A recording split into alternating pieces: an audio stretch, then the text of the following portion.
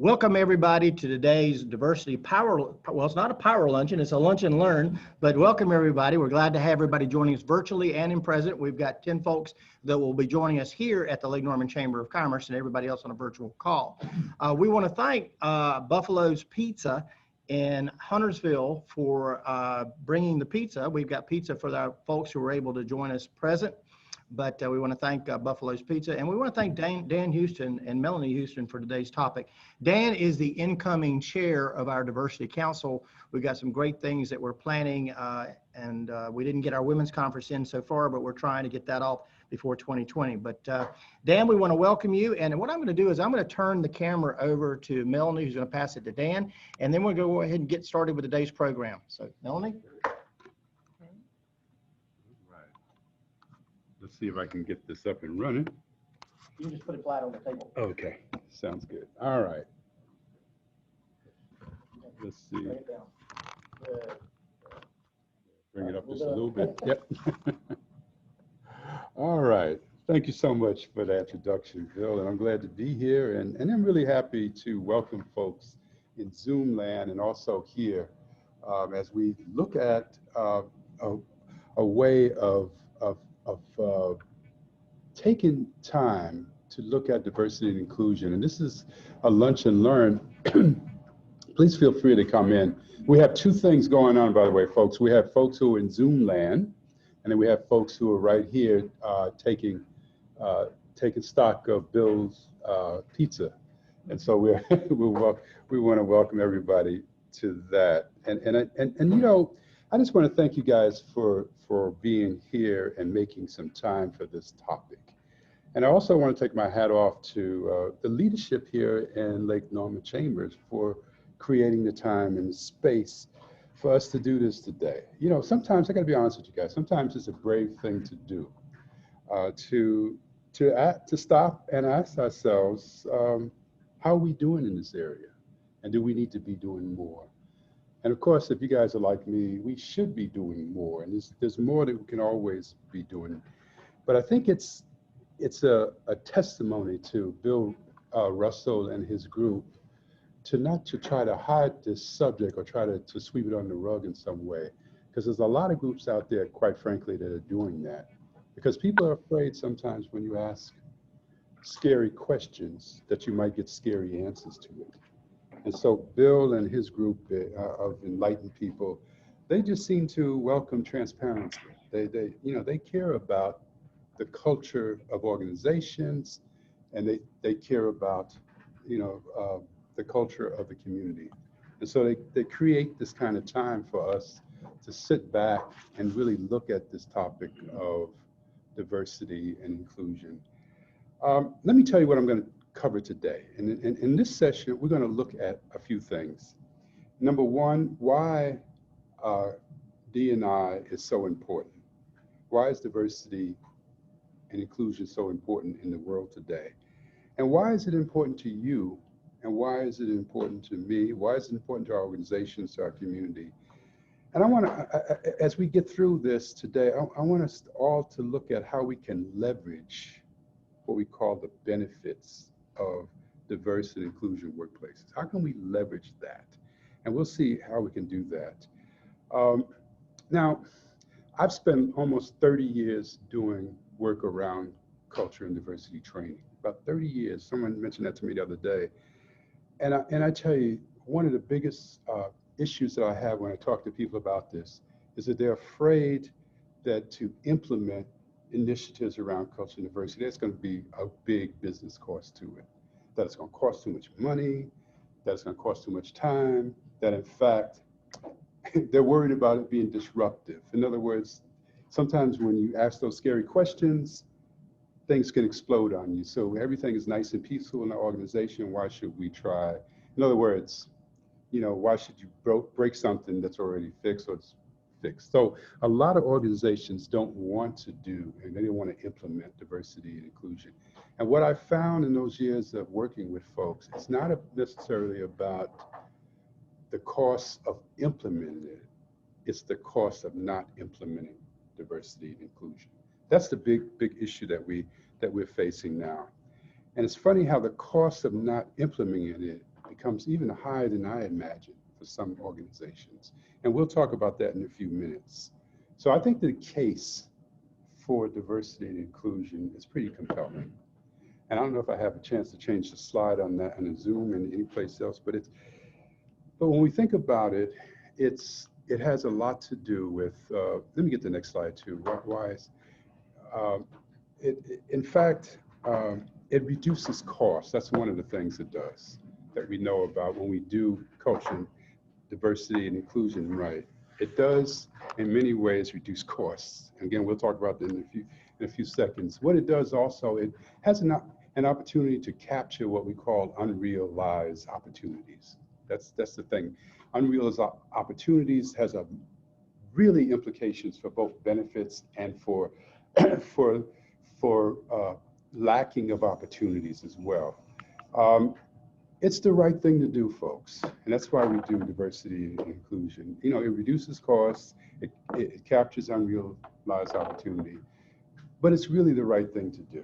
And not only is it the right thing to do, but we find out that it's more important each and every year. In fact, it's getting more important as we go through the years. I can't tell you when I first started this work, it didn't seem all that important to people. But as we got more into it, as I got older, in fact, and I got more experience, I found that it became more and more important every single year. And I think we can even look out into the future and see why it's going to be so important. So really, in our short time together today, we're going to dig into what we can each start doing right now to implement some of the ideas around culture and diversity. What can we do right now? And I want to just say that one of the things that I really want to challenge people to do, to understand why it's absolutely necessary in our best interest to do exactly that, to really begin to understand what can I do right now. So I'm going to take, Bill, probably about 40 minutes today to give you as much as I possibly can in these 40 minutes. But as you probably know, we're really only going to be able to scratch the surface of this topic today. You guys understand that. But also the good news is that this course is really an abstract. It's an abstract of a longer 4-hour training session that I run. And I'd love to, you know, as we go through this, you can invite me in to do that 4-hour training. I'll talk a little bit about that and how that might happen as we get through this training, if that interests you, in fact. But before we start, I'd like to just get a sense, I'd like to get a sense of what is diversity and inclusion, and how might it let me just start again. What is diversity and inclusion? And how much do we know about it today? How much do we know about it right now? And in order to do this, what I like to do is I'm going to take the people in Zoom land and break them into breakout rooms. And I'm going to take you guys here and put you in the breakout rooms just for a second. And so what we can do is, right now would you mind joining this group over here? And of course, keep your social distance. And then the three of y'all, and Bill, you can swing over there when you finish your pizza. But just a quick question here. And for those in Zoom land, what I like to do is the control, if I can break people up into groups. So let's see if that's, okay. So you got that type, okay. Mm-hmm. Go here to, well, I don't know, you're not host. Okay. Yeah. Oh, you build your host. Okay, why don't you go over there to Bill? Yeah, we're getting that set up, people in Zoom land. It's just that we want to break people up into groups. And I don't have control. Melanie has control right now. And let's see what we can do about that, Melanie. You see how we can do that? You got to stop sharing the screen. That's one thing you got to do. I'll do that. Yeah, stop sharing the screen. All right, that's good. Now, you should be able to see at the bottom, you should see the, things. I'm on enough. All right, I have no idea what. We want to go into Okay. breakout. Okay. You see that? So give me one more second, folks, before we get through this.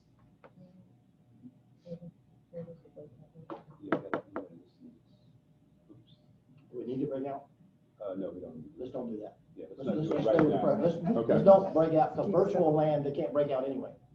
Yeah, they can. Yeah. Well, They can. okay, well, let's don't do it. Okay, what I'd like to do is, we'll get this fixed at some point, but what I'd like to do is, where you are in Zoom land and where you are in this room, is take a second to discuss the question of what is diversity and inclusion to you?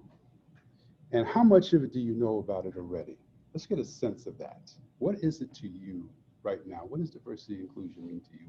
When you think about that, what's the first couple of things that come to mind? So you guys can talk about that here in this room, since you're face to face. What does it mean? And let's see if we get a baseline. And by the way, it wouldn't be a bad idea if you kind of introduce who's in the room. I'd love to know who that is. Okay, and people in the Zoom land, we have approximately how many? 13 people? Okay, 13 people in the Zoom land. What I'd like you to do in the Zoom land, essentially, is ask the same question of yourself. What is diversity and inclusion? And I think we have that in the chat box. What is diversity and inclusion, and how much do we know about that already? Okay, how much do we know about that already? Yeah, you can put it what you know in the chat, but I'll also give you an opportunity in about 6 or 7 minutes to just, I'm going to open it up for everybody just to tell us exactly what they think about this. Okay.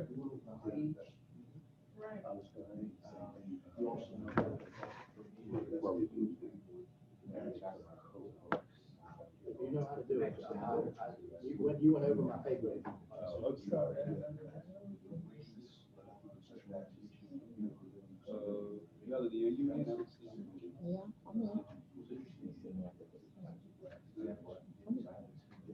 Somebody's trying to get in.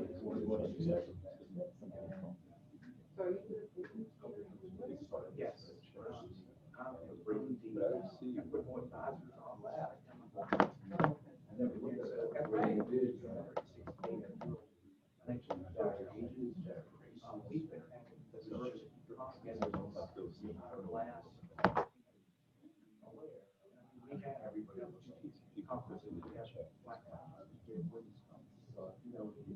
Put the box up here, can't you make her?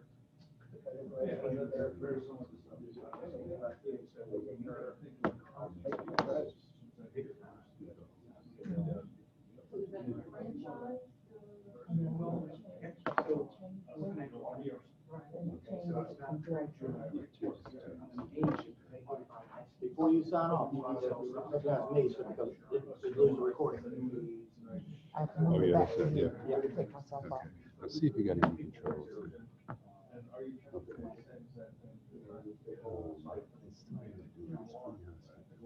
Okay. I'm sorry, I've never posted anybody in the groups. Oh, really? Oh, I didn't know that. Okay.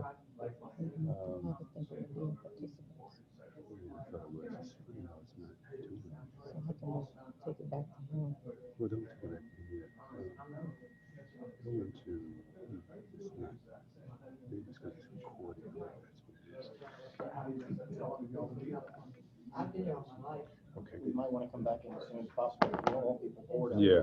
Let me bring you back here, because we're getting some pretty good comments from the folks in Zoom land. Let's see what you guys have come up with. Just what about this group? What did you come up with? Let me see the chat. Yeah. We're talking about the idea of, an organization that we all came through, that there's diversity, something that was found when you are hiring the best people. Yeah. You're also being conscious of the fact of you're not hiring everybody that looks like me. But the inclusion part of that also is everyone has a say, everyone has a voice. Yeah.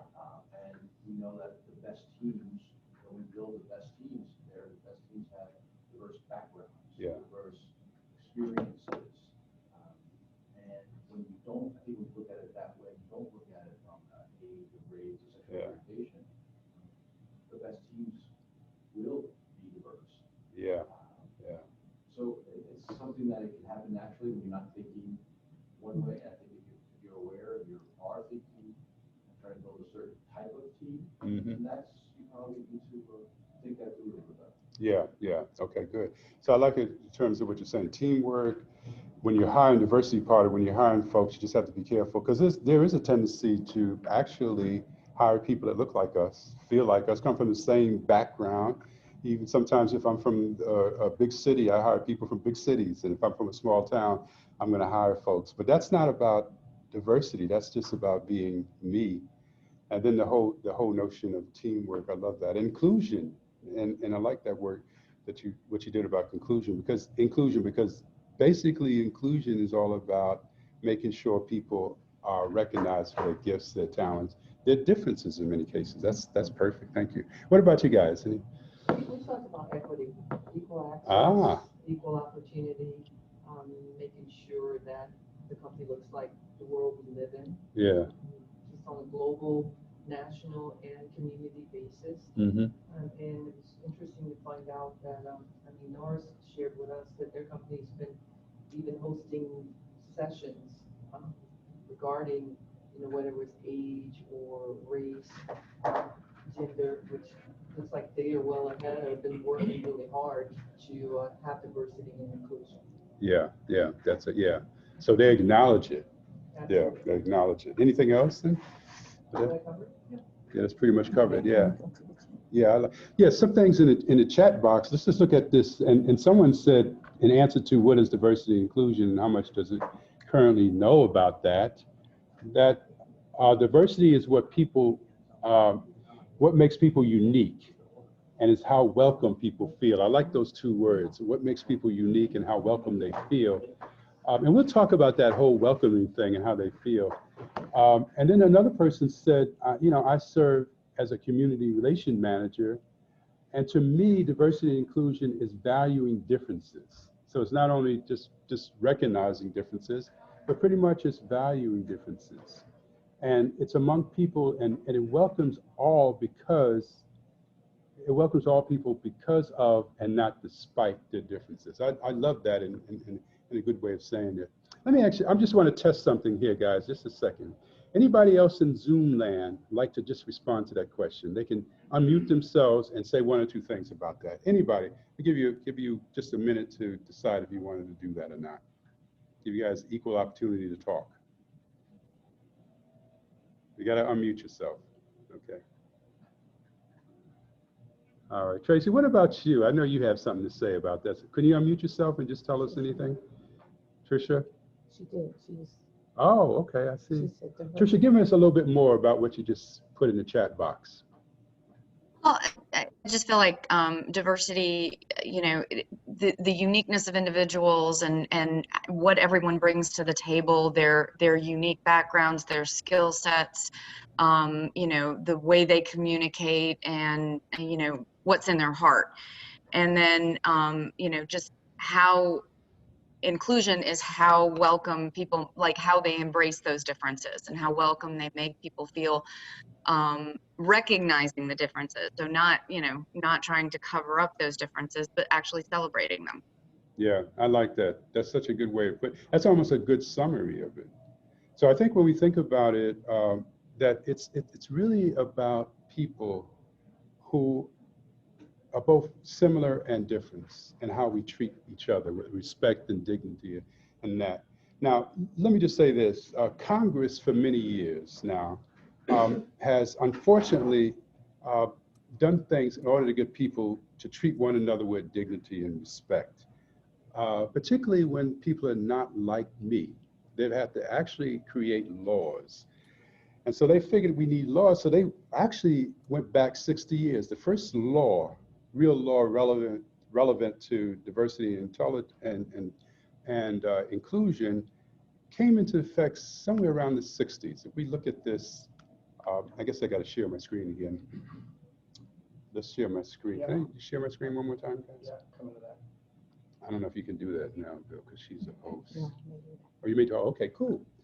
All right, folks, we're still working with this technology, so bear with us just a little bit. No, you're the host now. Okay. We got two and a half hosts here, and I'm the half one, but that's it. I'm not getting anything on my screen that allows me to. Oh, she might be on the bottom, yeah. See if you can share it. Okay, you can. Okay. Can you share it? Oh, okay, which one? There you go. All right. Thanks, Bill. Thanks so much. So if we're thinking about laws, okay, still not getting it. Okay, there. Do we? So when we think about the laws, then it goes back some 60 years. The very first law was what we call the Equal Pay Act in 1963. And then in 1964, there was the Civil Rights Act. And then in 1967, there was the Age Discrimination in Employment Act, ADEA.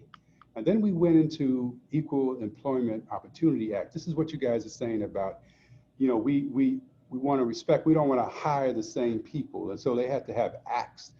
They had to pass laws so that people would begin to look at that carefully and take that seriously. So in 1972, they passed the Equal Employment Opportunity Act. And then in 1973, it was Section 501 and 505 of the Rehabilitation Act. And then they went on to talk about a Civil Service Reform Act of 1978. And then Americans with Disabilities, ADA Act, which is really controversial, but they pushed it through in 1990. And then the Civil Rights Act of, it just kind of re-updated the Civil Rights Act in 1991. And then finally, the Family Leave and Medical Act of 1963. I'm sorry, 1993, thank you. So we have all of those things, and you can see from this, looking at this thing, that these laws started 60 years ago. Now think about that, guys. Think about that. If they started 60 years ago, then why are we still dealing with diversity and inclusion 60 years later? What's actually going on here? And, you know, and I tell you, it's amazing how, and you guys would agree with me, that the hottest topic in the news, on TV, and in conversations right now, and right in this moment, and even though we're in the middle of a covert pandemic, the biggest and hottest topic is around issues of diversity and inclusion. And it's not only in this country, but it's getting what we call global intentions now. And I like to think about, after 60 years, if we're still having the conversation that we ought to be thinking about, we still have a long way to go. There's still a lot of stuff we've got to do. And I think we got to be more intentional about what we have to do. We can't just rely on the Congress to make laws, to make diversity and inclusion. I mean, they'll still do that, but it's up to us to decide if we want to do something about exactly what you guys have said, diversity, inclusion, and keeping people pretty much feeling like they're part of the organization and feel like they're talent and they're worthwhile. But here's the thing I want you guys to get, and I'm gonna say this up front here. If you see about the passing of the laws, we're not just talking about race here. I think that's the misnomer that a lot of people think. When we talk about diversity and inclusion, people immediately go to race. And what I'm saying is, if you look at the laws and you look at EEOC, which was actually founded in 1955, look at it was responsible for enforcing federal laws that made it illegal to discriminate against a job applicant or employee for a number of reasons. And when we think about those reasons, it's a lot more than just race. Now, if you see here, race is really part of it, but it's not only race. It has a lot to do with a person's color, religion, disability, national origins, genetic information, gender identification, sexual identification. You can get where I'm going, sex, including pregnancy. Age, I love this one. Age, there's no age discrimination. If you're over 40, they can't discriminate against you. You'll see that they have to act, they have to get to pass a law for that. I'm thankful for that. But it tells us how much longer we have to go to really realize what we really mean by diversity and inclusion. So it's not just the law, but it's more than the whole notion of a law. And I'm going to tell you something else too about this. In my last 29 years or so of working in this area, if you look at the data, one thing that you're going to find out is that any organization that includes discussion of diversity and inclusion is a healthier and more profitable organization. We know that. And I want to just talk about some of the benefits here. One of the big benefits of this. When you think about it, and I look at a metaphor here, no one really washes a rented car, do they? And when you think about it, really, if you ever been in a rented car, like I have a few months ago, I went to Cleveland, Ohio, and I was there for a whole week. And I had to rent a car. And I was driving back and forth in Ohio with this rented car. And it was raining, and I had to go through these big trucks, you know, on the super highways and stuff. And when I turned the car back in, it was filthy. And I almost, in my mind, was saying, I can't believe I'm turning this car back in this dirty. But then I took a look at it and said, oh, it ain't mine. So I walked away. Y'all get that?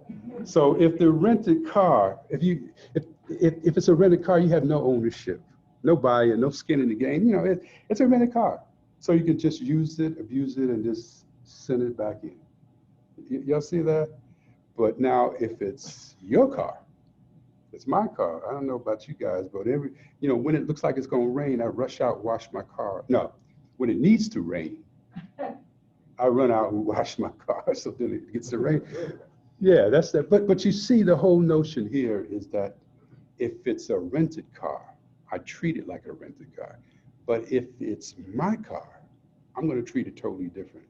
So imagine how that might translate into organizations in our workforce. So you think about it, for example, from an employee perspective.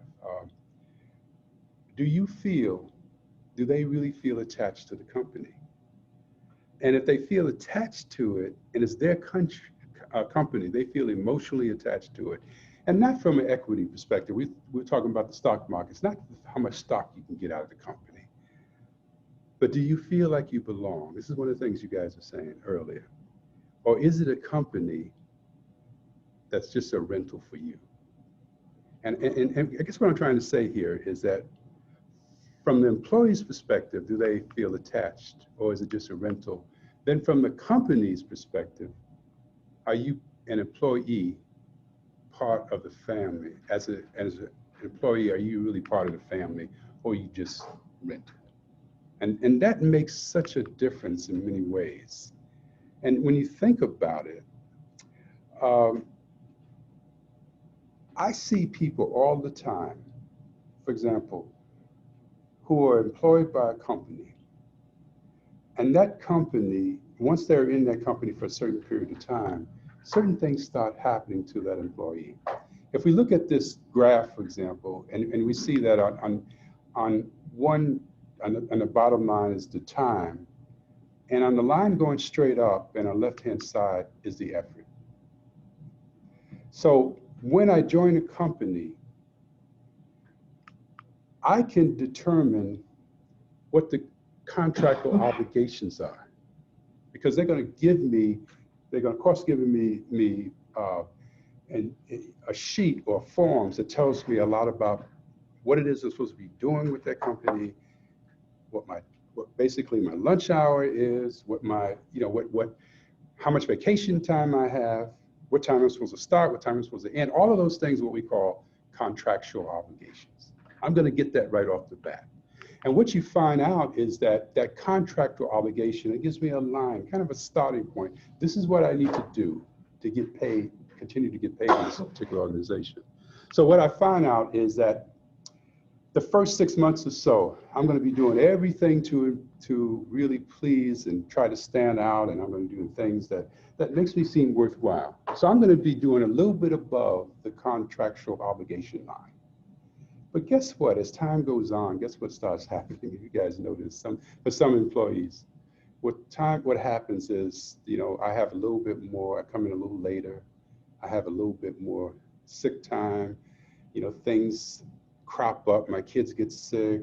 Also, I start into more doctor's appointments. You'll get where I'm going with this. So at my first inclination, when I first start, is to do the things that I need to do to stand out. But what happens over time, you can almost see that green line going up and down. Over time, something happens so that people learn to just stay at the contractual level, at the contractual obligation. What are you doing? Okay. So that in many cases, people either stay right at the contractual obligation or they begin to fall below it. Now, they're not intentionally doing it, but for the most part, if in fact it's a rental company, most people feel like that's what they need to do is pretty much stay just above the line enough so they're not messing up and so they continue to get paid. But what happens if the company, if you begin to belong to the company? Then what happens in many cases is that you begin to do what we call discretionary efforts. And many people call it discretionary goodwill. This is the stuff that you're not getting paid for.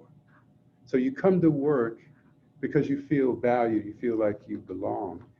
And all of a sudden you start seeing the red line going up and up and up, particularly when you really find out what matters most to me, what matters most to the organization.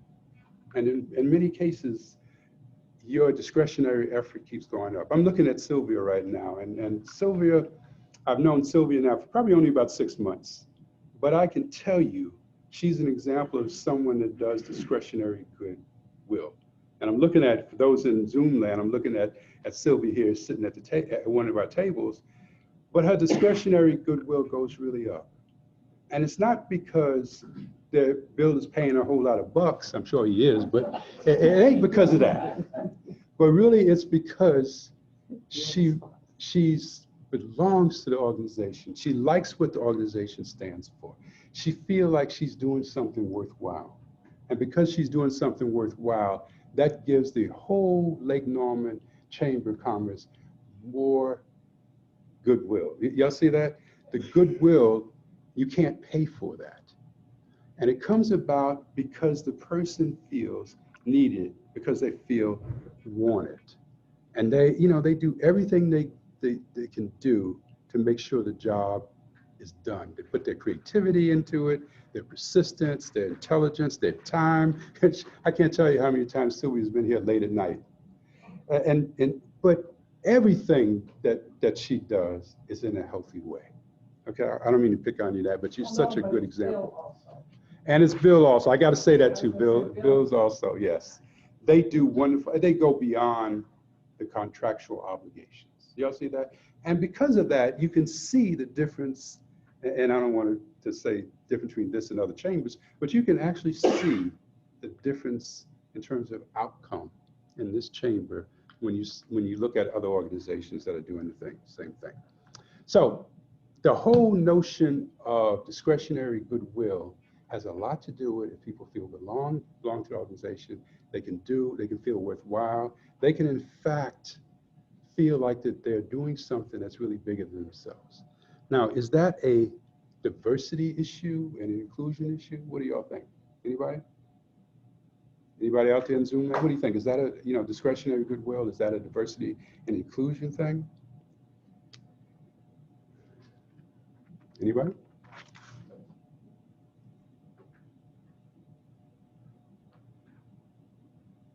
I think, would the answer be yes to that? I would just say, I would think it is yes. She feels part of it, so she's going to put in a lot more effort. Yeah. If she felt alienated or not part of the group, Yeah. she would probably, that discretionary goodwill would be much lower. Much lower, yeah. You see, it would be, yeah, right. And part of that, you can think about diversity and inclusion, part of it is, do I feel worthwhile within the organization? Do I feel part of that organization?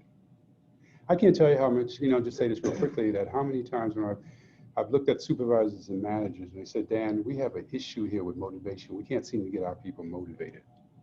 And one of the things that I say to them is that it's not necessarily about getting people motivated. You can't motivate somebody. That's got to come from within. What you can do, however, is create the atmosphere where they feel like they belong to the organization. So what we say is you want to feel appreciated, not tolerated. Exactly. Oh man, you're talking about a short statement on that, please. Yeah. Oh, you just like you co-sign what you're saying. Yeah, that's a real, that's a real thing. And it's so funny because look at this. People choose to give or withhold their very best that they got. So if someone is saying to me that an employee is unmotivated, then I'm saying that they're choosing not to give you their best. So how can you turn that around? And how can you make the atmosphere so exactly so you're not tolerated, so you feel like you belong? That's the key strategy. And when you think about a key strategy for culture, diversity and inclusion, you have to make people feel like they belong to the organization. Let me just say a couple more things, because I'm kind of running a little bit out of time. But I want to talk about this here. When you feel free to be the best you can be, everybody wins. And that's what you're saying about feeling respected and not just tolerated. And it has a lot to do with being able to create what we call an I'm all in mentality versus I'm a rented car mentality. And that's what we really want to get people to do. If we got good diversity and inclusion training going on, if we got good and diversity inclusion outlets that leads to a culture, a diversity and inclusion culture, then we'll find out that we'll have an all-in mentality on most people. This is what I think that when we think about what employees want, and this is the key thing, and everybody knows this, it's just that sometimes we sleep this because we're so concentrated on other things in the organization. But when we think about what employees want, again, in summary, they want to belong, they want to be included in the company's culture, they want to be accepted to who they are and not be told who they should be. They want to be valued for their gifts and talent, for the most part. They want to be able to trust leadership to do what's right. I can't tell you, I just worked with an organization and they were having a hard time moving people up to being supervisors. And when I talked to folks that were potential supervisors about why would you want to be promoted? You get more money, you'll be spending more time in the organization, you won't sleep, you'll sleep less, but why would you want to be promoted? And essentially what they told me was that they didn't trust the leadership. And because they didn't trust the leadership, they didn't feel that they could really assume more responsibility and not feel like they were going to be threatened or they're going to feel like they were less than worthwhile. So rather than get into supervision, they stayed where they were. So they want to be able to trust leadership to do the right thing. And they want to believe in what the company believes in. That is so important to motivation. And this is the thing, companies, they want the companies who want the same for everybody else. This is the key secret a lot of people don't realize. If I'm employed by you and I notice that other people are not being treated fairly, that's going to have an effect on me. And that's going to cause me to be less enthusiastic, less motivated, and having less trust and belonging to the organization, just by looking at what's happening to other people. And the final thing that people really want to see, they want to see diversity across the organization, particularly now in these days. In my day, maybe the people weren't so concerned about that, but I tell you right now, people really want to see diversity across the organization. I can't tell you how often people have walked into an organization and looked around the organization. And for a minute, let me talk about people of color. They walked into an organization and looked around the organization and they didn't see anybody that looked like them. And so they walked right out of the organization. And they were really good, talented people. So one of the things that we did when we come in sometimes is we talk about how can you make people feel valued when they just walk into the room. And that's one of the things that we talk to people about. So what do employees really want? They want to be included, they want to be engaged, they want to be committed. When people are excluded, they're disengaged, and they either quit, and sometimes they quit mentally, and then they just stick around and accept the paycheck. And then at some point, what happens is they really, physically quit. And here's the thing, this is kind of another secret. Most of the people that quit are usually your best people. The people that are not your best people, they usually stick around forever. But the best people are those people who leave and have a tendency to leave early, because of course they have other options if they're good. So what we know, and let me just say, I'm going to say three more things, and then I'm going to just wrap this up and just open it up if people have questions. But for so much time, companies over the last 20 years have spent a great deal of money trying to figure out how do we keep employees engaged. And when you look at the data on this, and you know, a research by a real large firm called Century found that 98% of leaders think employees feel that their company is inclusive. In other words, the leaders think the employees can bring their whole authentic self to work, as we said, with diversity. But when they looked at the employees and polled the employees, only about 80% of the employees actually reported feeling included in their workplace. Only about 80%, which then leads to a gap of 20% in what we call a perception gap. Can you imagine that gap when you think about that?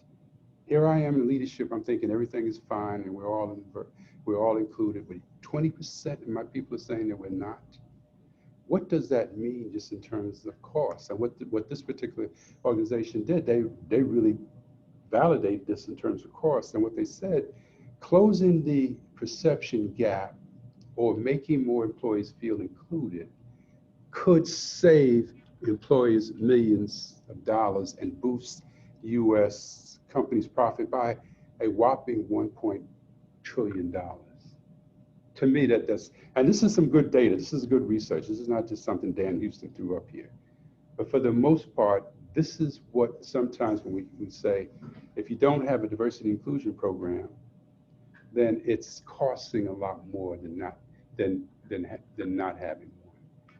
So one of the things that we know pretty much about this, and I'll say this and I want to just wrap this up quickly, that we ought to know that within the next 4 to 5 years, this is what they're saying, depending upon who you talk to, between 50 and 75% of all the U.S. workforce will be made up of millennials. All right, they will be made up of millennials. Think about that now. Millennials are a little different than I am. I'm a baby boomer. And then there's the Generation X, which is right below me. The millennials think differently. They want things differently. They like to be involved with a workforce that does things that they believe in. You'll get what I'm going in this? And if the corporations is not being attuned to this part of diversity, they'll not only lose out on a competitive advantage, but seriously, some researchers are saying that within the next couple of years, they will have crashed as a commercial enterprise. That's how serious this is right now. This is going to be one of the momentums that takes us into either a new age with our businesses and organizations, or it's going to cause us to crash in a lot of different ways. The interesting thing about this is the bigger, more advanced companies are already looking at this question in their succession planning. They're out there looking for the best people. Now, can you imagine if, in fact, you can't get to and you can't recruit in 75% of the workforce? What does that mean for you?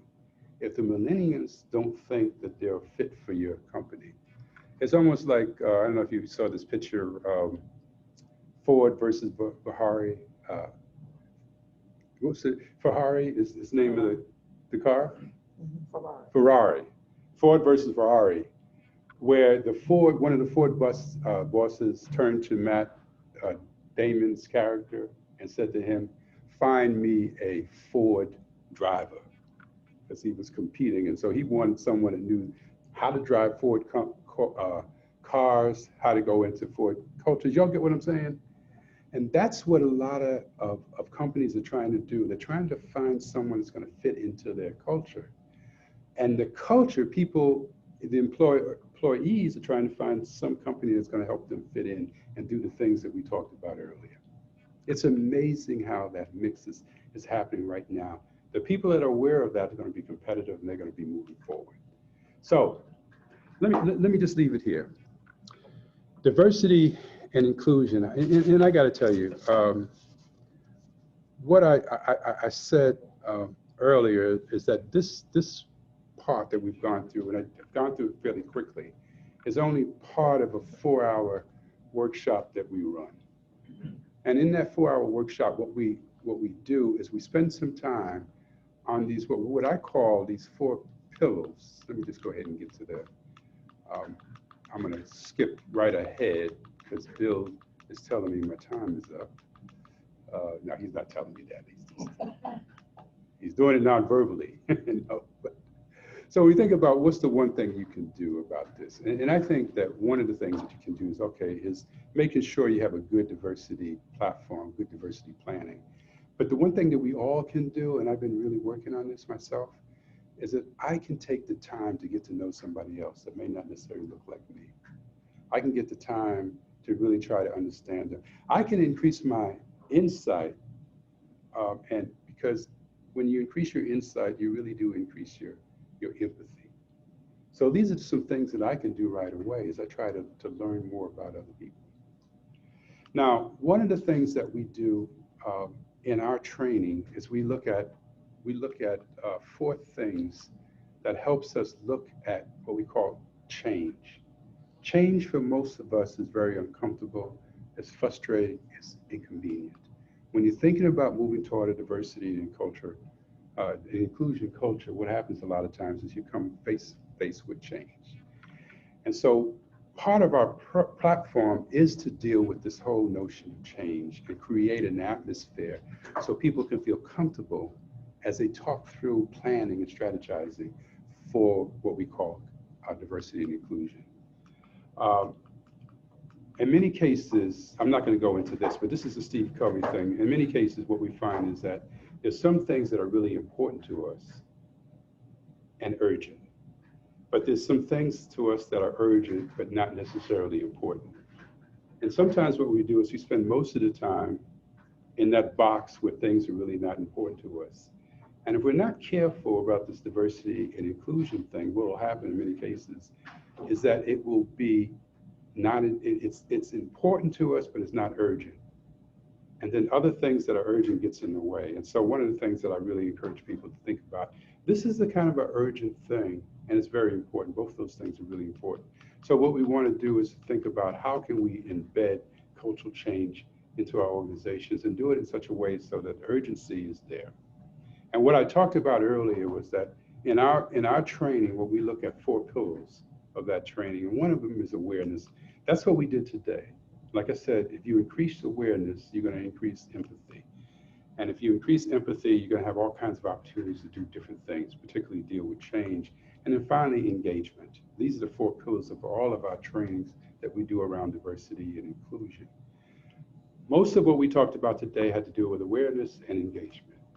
But where we go with this, let me just tell you quickly and just give you this so you'll know in terms of a good, and I think this is a good training model, that we look at how do we deal with change and what roles do people play in different organizations when we think about change. That's one of the things that we really do. And I would even say that most of the roles that people play when they're dealing with change and maybe even promoting something like culture and diversity or having some issues with it, they hesitate, they're obstructionist to it. What we do is in most of our training is we allow people to select what role they're going to play within a change organization. And it looks something like this, for example. If I had more time, we would go into this kind of chart where we talk about the roles, the purpose people play depending upon the role, and then all the way to what actions that they can be taking right now. Even if they don't agree with it, they can still be doing something to promote diversity, inclusion, culture. So in a nutshell, what we do is that we have what we call a PCIO model change, cultural change. We talk about why diversity and inclusion. We did some of that today, but we go in a little bit more in depth. We unpack what we call common stereotypes that prevent us from appreciating others and instead of tolerating others. There's an art of communication, intercultural communication that we all have to have as we begin to appreciate, respect each other. And then finally, the last 3, we want people really to know what the law, because in many cases, diversity and inclusion is a compliant issue for many organizations. They get it wrong, they can be sued. And I can tell you right now, a lot of people are going to be really sued, almost out of business, because people are more and more aware that diversity and inclusion is not just about race.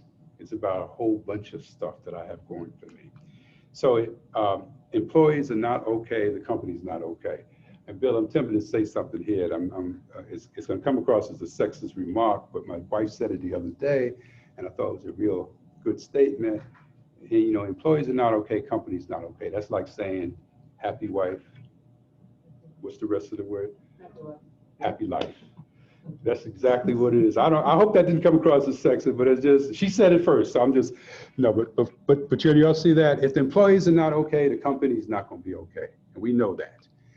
It takes a team. You guys mentioned that earlier. Thanks for doing that. It takes a team of people who are diverse, not just, but a diverse team that makes a team grow. And finally, we look at the final module of this is essentially, it takes a we to win, not an I to win. And so the we is diverse and stuff.